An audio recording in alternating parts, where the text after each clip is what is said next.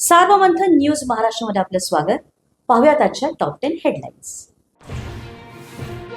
अंत्यसंस्कार होण्याआधी विलिनीकरणाची चर्चा कुणी आणि का सुरू केली? सुनील तटकरे यांचा सवाल. भाजपासोबत सत्तेत जावं हीच दादांची 2019 पासूनची इच्छा. तटकरेंची तोफ. उपमुख्यमंत्री पद आणि राष्ट्रवादीचे राष्ट्रीय अध्यक्षपद सुनेत्र पवार यांच्याकडेच राहावं अशी आमची इच्छा. रोहित पवारांची रोखठोक भूमिका.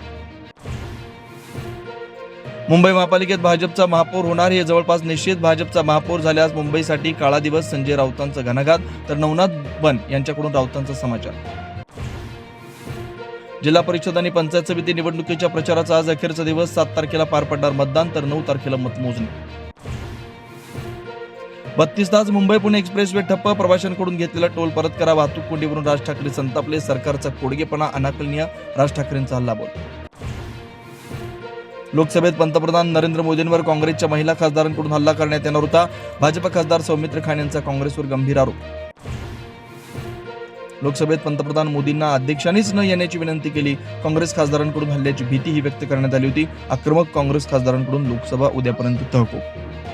सार्वमंथन न्यूज महाराष्ट्राला लाईक करा, शेअर करा, सबस्क्राईब करा.